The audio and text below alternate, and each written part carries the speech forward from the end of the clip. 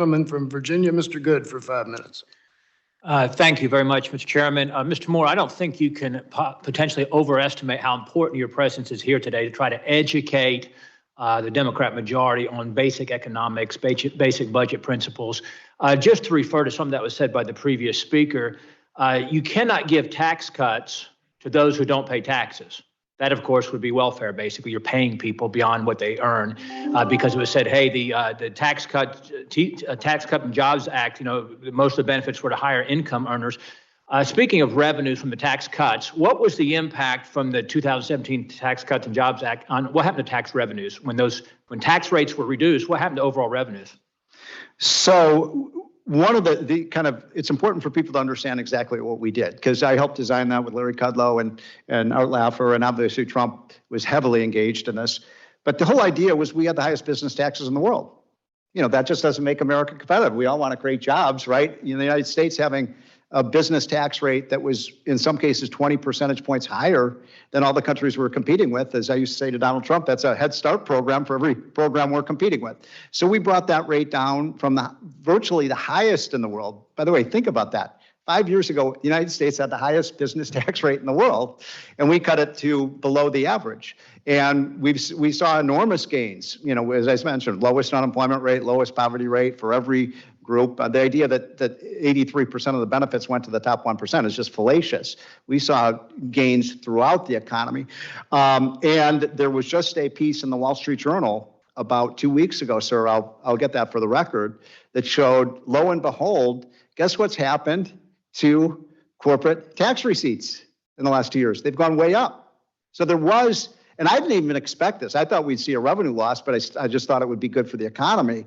But we actually saw a gain in corporate tax revenues, even though we lowered the rates. Pretty Wonderful amazing job, and thank you for confirming that. I submit that the majority party here, if you could demonstrate that cutting taxes on higher income earners would grow the pie, increase revenue for the government could do more things, they would be against it just because they don't think it's right to cut taxes for people who make too much and because they believe that it's unfair, if you will. It's incredible, frankly, that the Dem majority would hold a hearing to defend the ARP, the American so-called Rescue Plan, and their disastrous economic policies. Democrats have two choices. They can admit failure, apologize and change course, or they can do what they're doing, which is double down, lie about the impact of their spending programs, their economic programs, and try to fool the American people. As we know, less than 9% of the massive $2 trillion in the ARP was actually directed to combat the China virus. The rest of it was wasted. That's what the federal government does best, of course, and it actually increased inflation, decreased job growth, increased welfare and dependency, of course, massively increased the deficit. Can you point to, do you think that, and I know you feel like you're on repeat, but repetition is the key to learning. Hopefully the other side is listening to this.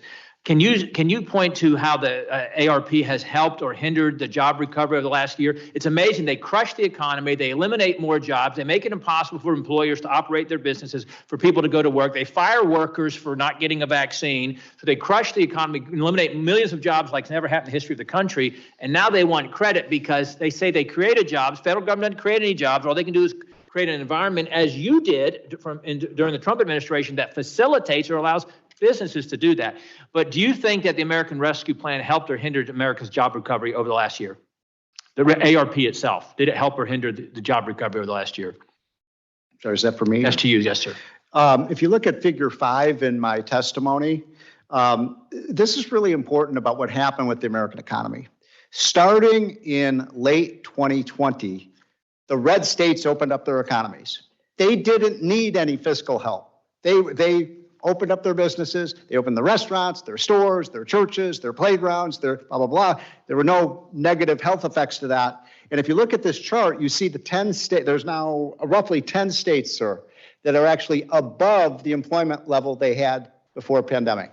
Guess what? Every single one of them is a red state that opened up their economy. I'll read you. Utah, Idaho, Montana, Texas, Florida, North Carolina, Georgia, Tennessee, Arizona, Arkansas, South Dakota. There's one actually blue state, Colorado. They handled it pretty well. Look at the states at the bottom. New York, New Jersey, Pennsylvania. These states kept their economy. The way we should have stimulated the economy was by getting these blue states to open up their businesses. They refused to do it, and that's why they needed trillions of dollars from the federal government. The Democrats' policies did not crush the virus. They crushed the economy. And the state with the highest per average age in the country, Florida, was aggressive in opening up. And of exactly course, right. we did not have a negative impact on Florida in terms of the China virus That's exactly impact. right. So thank you, Mr. Moore. Gentleman's time has expired. I now recognize the gentleman.